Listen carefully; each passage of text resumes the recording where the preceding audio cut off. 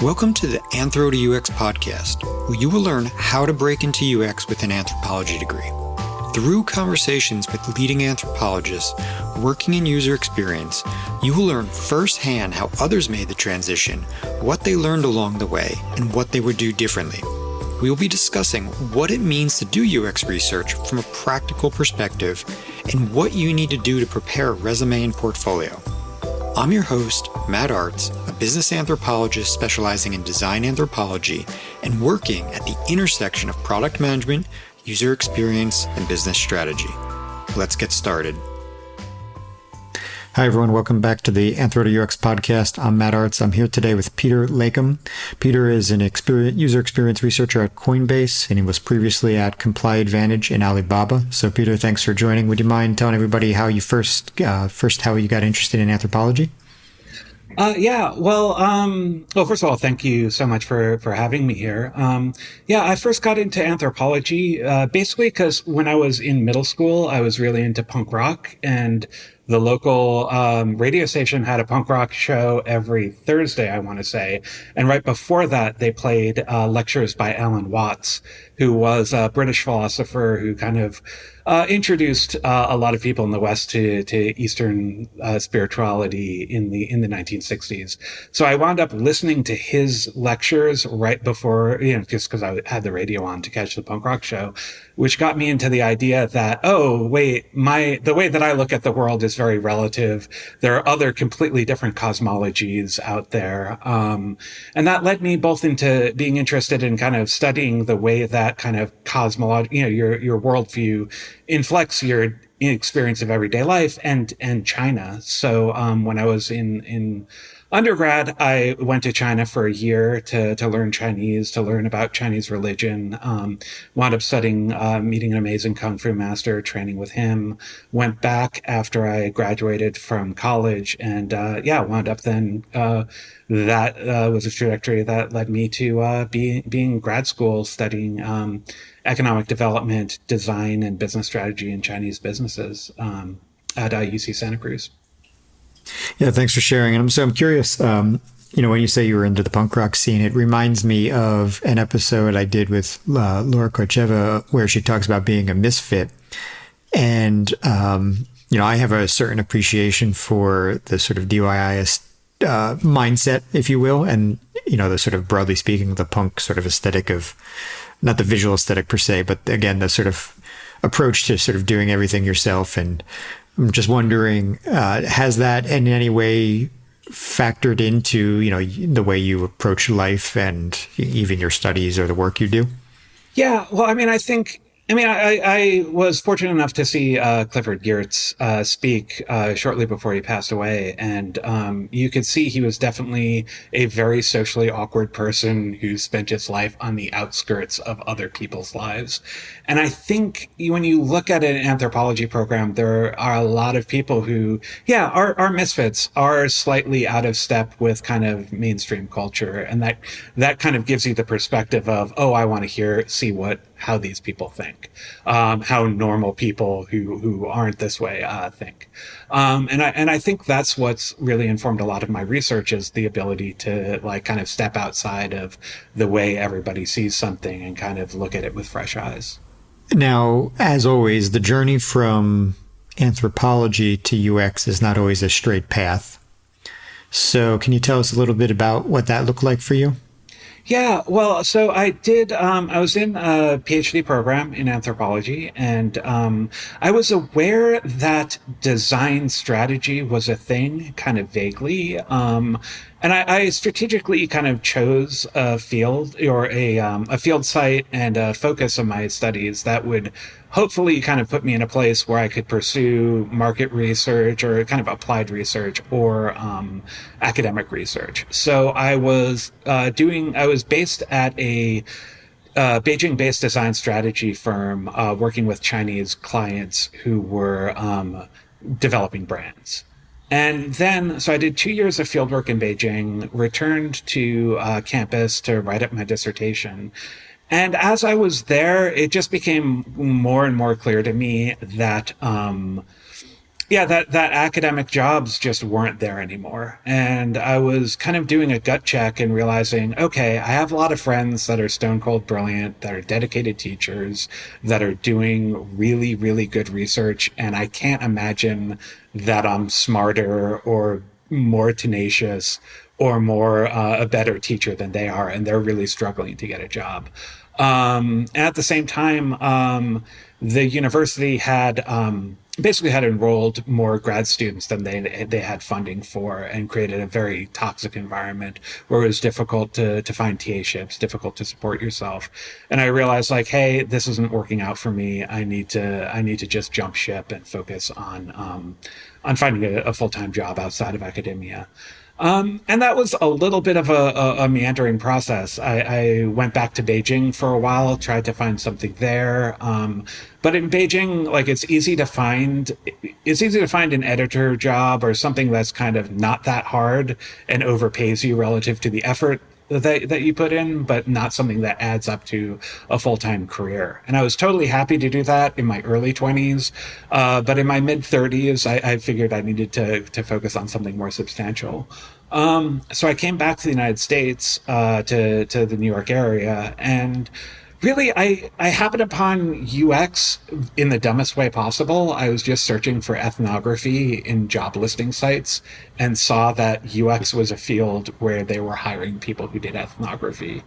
I spent several months applying for jobs, and I was always getting, I would get like one or two callbacks a week from recruiters or hiring managers. I would have one promising interview a month, but it never really went anywhere. And looking back, I see that the problem that I had was I realized that I didn't have applied experience. I had some applied experience. I had done some design, consulting things here and there, and I was able to frame my field work as design experience.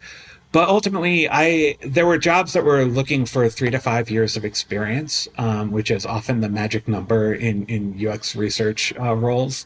And I would say, hey, I have 10 years of research experience, it both applied and academic. And what I wanted to convey with that is, hey, I don't tick all of your boxes, but I'm a really good researcher, and you should hire me anyway. But what I realize now is that on the hiring manager's side, they saw, if somebody has 10 years of experience in UX research, they're someone who can, come into a company and start their own research program, or who can lead a major research practice or an area of your research practice with a very minimal oversight. There's someone, there are lots of skills that go into user research that are not the research part. It's actually a minority of what I do day to day, unfortunately, because it's what I love the most.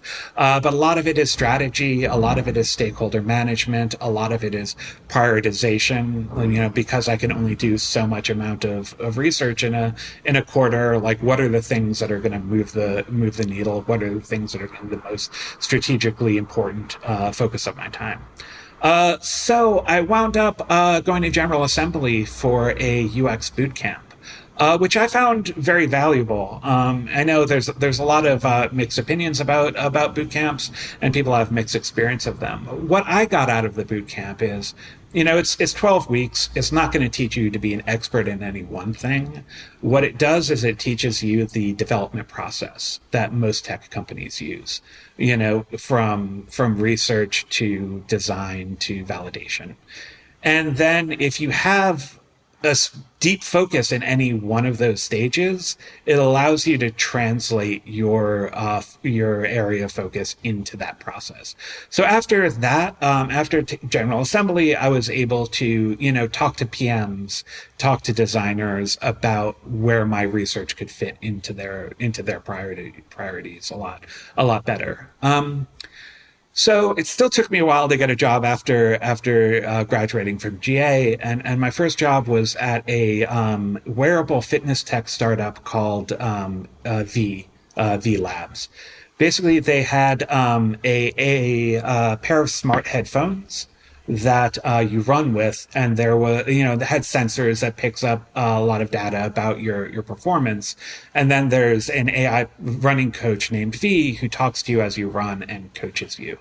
They had just raised like $1 million on Kickstarter. They were creating kind of the launch, they were defining the foundational experience that they would launch with. I was initially just hired as a usability tester, but then after I was there for a few days, PMs were talking about, hey, we could build this feature or we could build that feature. Which should we build? And I was able to jump in and say, well, let's test this. Like, here's how we can put this in front of users in a prototype and get feedback on which would be the most valuable. So I went from, being a part-time usability tester to a full-time user researcher in a month. And I was there for over almost 2 years, going through product launch, and then, just building out the experience more and more. After I figured I had gotten enough experience, I wanted to move on to something bigger and more, more established research practice where I wasn't the only researcher. So I was able to, my first job search took me really over a year. And then my second job search, in a month, I was hired at Alibaba, who was opening up a New York City office. And there I was working on their international B2B platform. And it was a great role where I was going back and forth to China and, working on some interesting projects. Again, after a year and a half of that, I decided to move on, and pretty quickly found a job at a British startup called Comply Advantage that was building anti-money laundering regulatory compliance software. And they were very successful relatively successful in the EU. They were working into the US market. And what I liked about the role is I was doing more strategic work on kind of defining, figuring out what the product roadmap needs to look like for the US market, doing a lot of interviews with bank compliance officers. When the pandemic hit, I was let go with a large chunk of the New York office when we didn't meet sales expectations or sales projections. And then after a while volunteering for various COVID response projects, I started with Coinbase, where I've been for a little over a year. Which has been an incredibly, I've been there for a year. It really seems like 5 years in terms of like all the work that I've gotten done and all the things that have changed along that time. It's been very challenging, but really rewarding. And the reason why I went through all of those different job searches was just to convey that, if you're having a hard time getting your foot in the door, I had a much harder time than most people. And, I thought about giving up several times during that time and just trying to find the easiest thing, something else, something that was attainable, and figuring that maybe I wasn't cut out for this. And now I'm in a position where I have recruiters reaching out to me with great jobs, several times a week, which isn't to brag, but just to say that, just stick in there. And once you get your foot in the door, it becomes infinitely easier. So thanks for sharing all that. I guess there's a lot to unpack in there. And so I'm curious, aside from, say, the boot camp, what else did you really change along the way? Did you change anything with the resume, with the portfolio, or do you think it was simply a result of having more experience?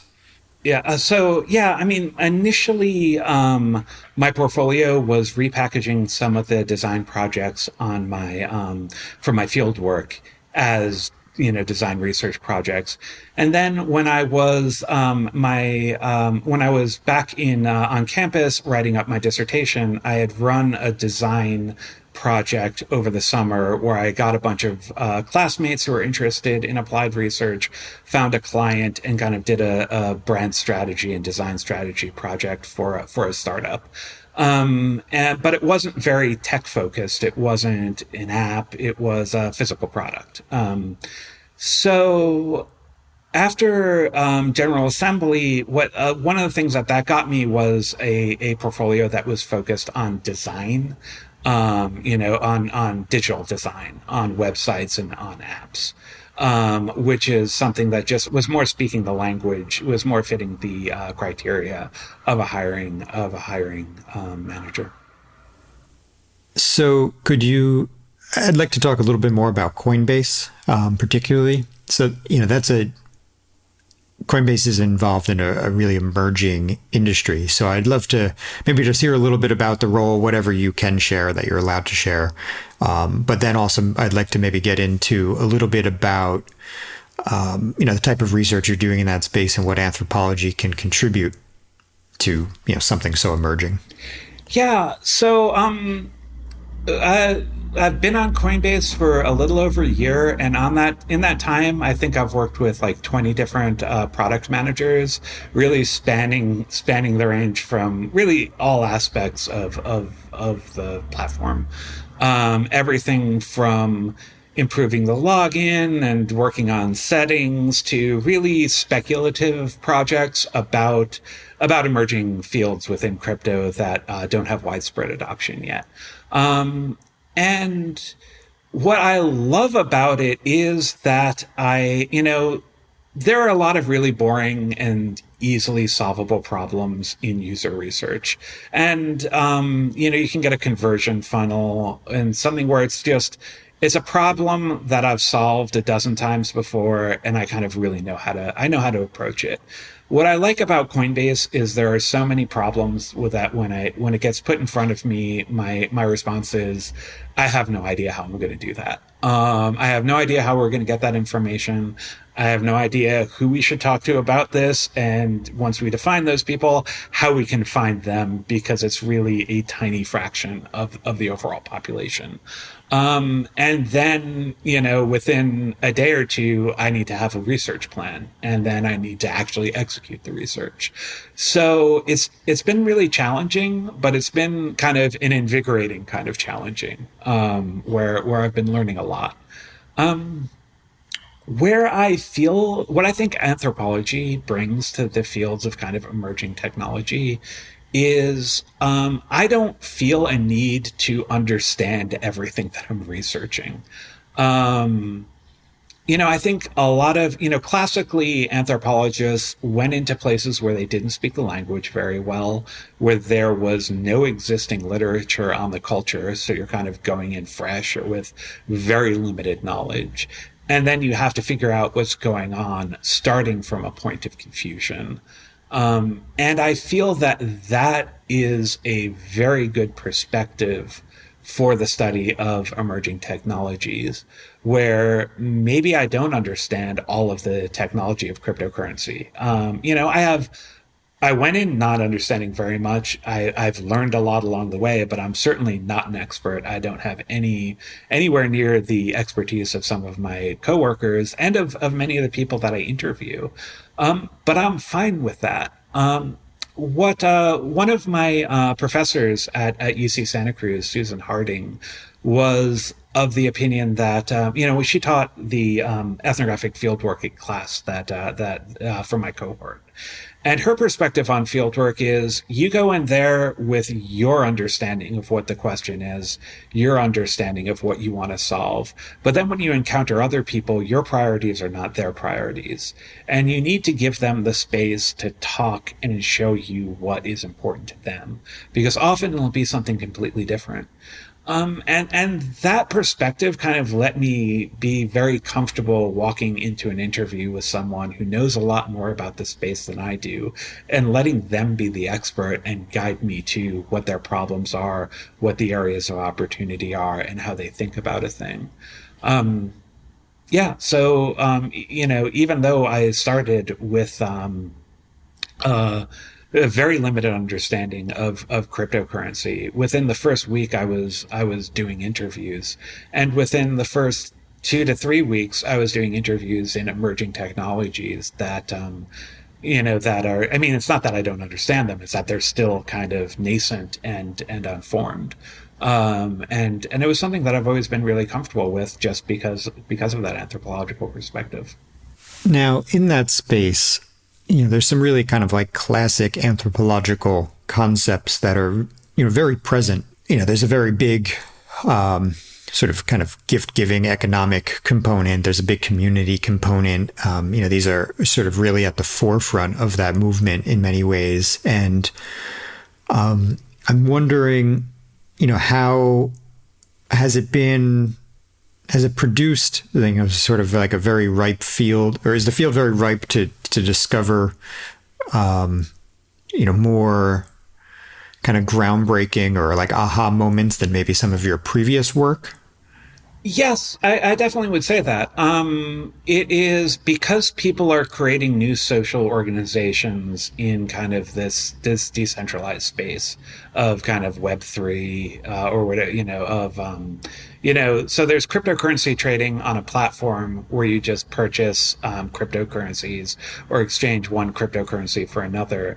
And then there are distributed applications that are games, that are social organizations called DAOs, where you is a distributed organization to achieve a certain goal. And then there are investments and NFTs, where it's much more, it's building a culture and building organizations and ways of doing things really from scratch in a very new social field.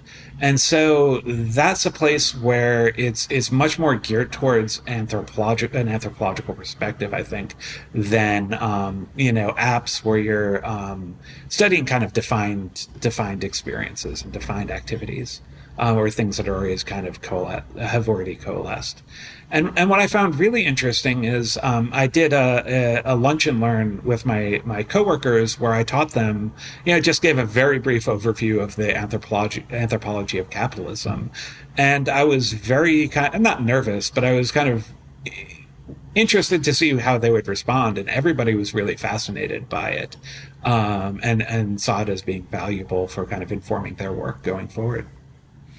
Yeah, it seems like there's a lot of opportunity there to have deeper conversations than certainly we do like in some basic usability type spaces. To go back to the problem you previously mentioned about how to find participants to conduct research with, it's interesting because I had a similar place in the direct to consumer genetic space, which arguably is fairly large at this point. But in the earlier days, of course, it was a little harder, not impossible, but a little harder than it might be to test something, like a consumer app that everybody has on their phone, or most people. So given that experience, I guess the question is, what did you learn? And did you come up with any insights of how you can track down people for the sake of research in an emerging area where there's just not as many users yet? Yeah, well, I mean, and this is another thing that that I think my anthropological background has been very helpful for, is that when we do field work, we have zero resources. Right now I pay people to talk to me, which is such a luxury and makes things so easy, or significantly easier. When I was doing my field work in Beijing, all I had was my considerable charm, and very little else, and my ability to kind of just see opportunities and find and be shameless in networking and getting people to hit up friends of friends and things like that. So that's put me in a mindset where I'm much more comfortable tracking people down, through my own network, through coworkers' networks, outside, when the more conventional channels of finding users kind of fail. So a lot of it is just being really tenacious in finding the places where people who are active in crypto gather, and then obviously online and not physically, and figuring out entry points into meeting people there. And then another thing is just cognate research, where, for example, there are not that many people who trade cryptocurrency professionally, like on an institutional level, out there. There just are not that many in the world. So tracking them down and getting their time is very difficult. But there are tens of thousands, hundreds of thousands of people who trade conventional stocks, securities, bonds professionally. So when you're working on kind of more professional trading, projects with professional traders, you can take a step back and say, okay, what are the problems that we need that are specific to cryptocurrency, and what are the problems that we can do this kind of cognate research, where we do stuff on conventional finance traders and translate it into the crypto space. And then let's offload all of those problems that can be done with cognate research to the conventional traders, which are relatively easy to find. And so that when we do work with crypto traders, we're only focusing on the things that are specific to that space and can be as efficient as possible. And are you in a position to talk about like decentralization more broadly? So, obviously, as you said earlier, there's the sort of act of buying and selling crypto, but, maybe more of the promise here is blockchain as a technology with decentralization, and what that might mean for, like you said, these for DAOs and for common ownership of organizations, or just broadly speaking, smart contracts across across any industry where we get to own something instead of essentially, this economy we're living in where most people are now sort of just paying, a subscription for something they never have any stake in. So are you in a position at all to talk about those sort of broader trends? I mean, I know that maybe to some degree is outside of the direct feature set of Coinbase a bit, but anything you can comment on there of what you're learning? Yeah, I mean, the thing that I would say about that is that when I do projects in the Web3 space, it's a space where the technology is really fascinating, and what the technology enables people to do is incredibly fascinating. And it's very easy to just go down rabbit holes of learning about the technology, which is great. And if you're interested in it, I totally encourage you to do that. But as a researcher, I always have to catch myself and remind myself, it's like, yeah, but there are people using this. And I find that the perspective that I bring to that space, again, as an anthropologist, is just like, okay, all of this stuff enables people to interact in very different ways, but they're still people. And what are those human needs that are being met and are not being met in this space? And how does that enable people to do what they want? And how does that prevent people from doing what they want? And I find that like bringing it down to that very human perspective then enables you to take a step back and then focus on the technology and bridge that gap. Okay, so to maybe take it back, to some stuff with just the general process. So aside from recruiting, this is an industry where, because it is new and emerging, there may be a need to socialize the findings in maybe a way that's maybe greater than some other spaces. I appreciate that maybe some people on your team are very well versed in crypto, but are you finding that there's any challenge there in socializing the insights, or anything that you've learned from doing that in emerging tech? Yeah, I mean, so there are two challenges. One is socializing insights within the teams, and that is not as the technology isn't as much of a barrier there, because for the most part, a lot of my coworkers understand the technology a lot better than I do.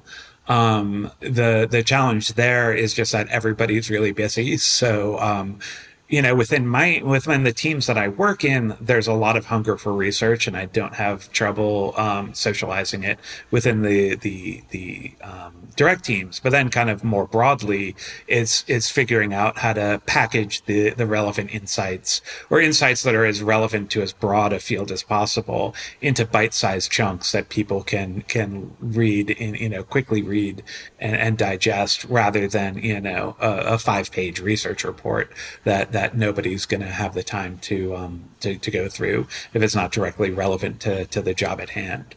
And then, it is challenging to explain Web3 concepts, crypto concepts to a general audience. And that's something that, fortunately we have very talented, content strategists, illustrators, and designers who are good, and people in marketing that are good at socializing that side of information. And this is definitely a space where figuring out how to accurately and clearly explain things to a general audience has been a much bigger part of my time, and is a much bigger challenge than in previous roles, where it's much more straightforward. Yeah, now Coinbase has an interesting model there with the Coinbase Learn. Appreciate that might not be something you can dive into, but just calling it out for anybody who's maybe interested in the space. You want to just give like a 2-minute pitch on what that is for anybody who's listening who's maybe intrigued.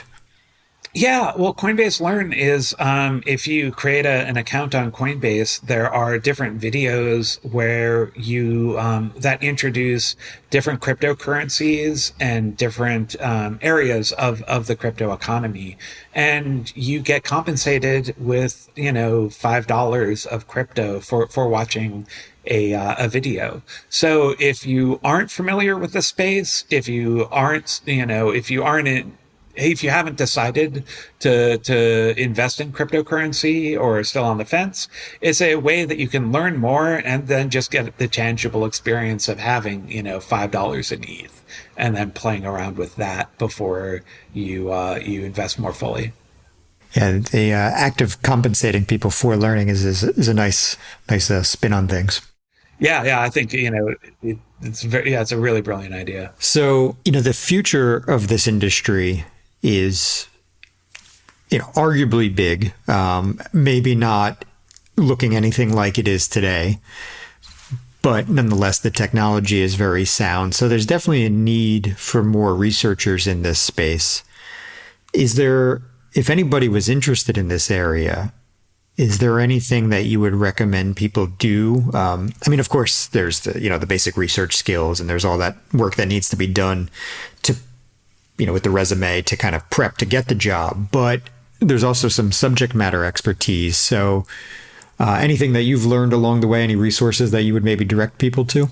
Yeah, I would start with just Coinbase Learn is, if you're coming from the perspective of an absolute beginner. Yeah, just one thing that I'd like to add is that when you're dealing with an emerging technological space, a lot of times hiring managers don't expect you to be a complete subject matter expert, but they want to be able to see that you've put in the effort to learn a little and that you're dedicated to going deep. Because any field that you're going to be hired in, I know things about regulatory compliance, practices that I never thought, to a degree that I never thought I would, before I was working in the field.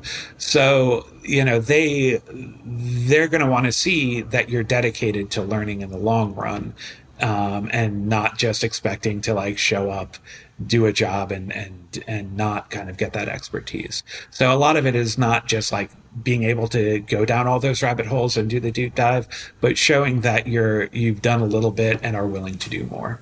Good. And so what are you, aside from the subject matter expertise, given that you had sort of a rough journey as you described it, would you recommend anything for people getting in? I know you said the boot camp, but that may or may not be for everybody, just given various, circumstances. So, what if somebody's say, undergrad or early career, any thoughts that, you'd want to share now that you've made, the leap multiple times? Yeah, one thing that I wish that I had known as when I was still in grad school was that there are going to be research groups on your campus that are involved in digital development. Often they go by human-computer interaction or other, different programs have different names. But I would encourage anybody who's still on campus to find research teams, find professors that are working in the digital space, and reach out to them for opportunities to collaborate, because the more tangible projects that you have in your portfolio before you go on the job search, the better. And then also, if you're doing your field work, or finding opportunities to do collaborative research with your field site, with the people you're doing research with. So for example, if you're based at a nonprofit, figuring out what problems you can help solve at the nonprofit through research.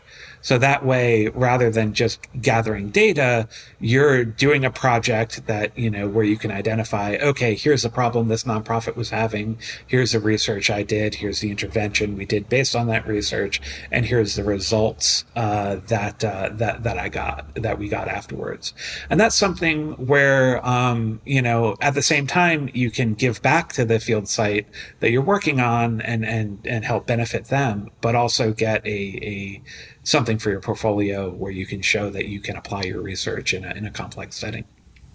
Yeah, great advice. I especially like the first suggestion there with the I'm just gonna say like labs on a campus. Actually, I've not heard anybody suggest that yet, so that's a good one to keep in mind, along with other things that I maybe say to people sometimes.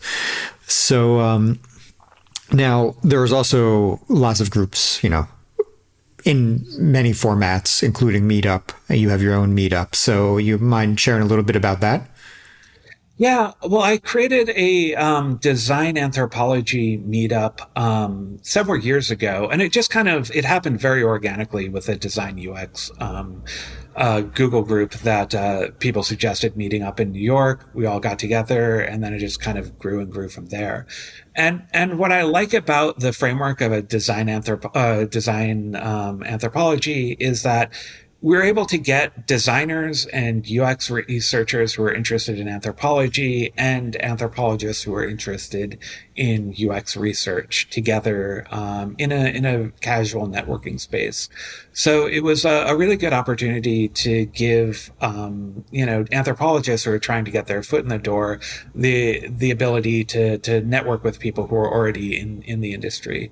It's something that obviously we put on hold during COVID, but are planning on bringing back out in the coming months as things clear up and it becomes safer to network in person. Yeah, that's great. I've wanted, as I mentioned, as we were just talking before, I've seen it for years, so I'd like to get back to the New York area and join you one day. So if anybody wanted to get in touch with you about that, or just, for any reason at all, where's a good place to find you? My LinkedIn is the best place to reach out to me. I pretty much accept all incoming connection requests that are in any way relevant. Just search for Peter Leykam on LinkedIn. I'm pretty sure I'm the only one there. Well, Peter, thanks for coming on. Appreciate you taking the time. Yeah, thank you so much for having me. This was really great. Thank you all for listening to the Anthro to UX podcast. To learn everything you need to break into UX, visit anthro2ux.com. There you will find all the podcast episodes and career coaching resources. Please like, share, and subscribe. See you next time.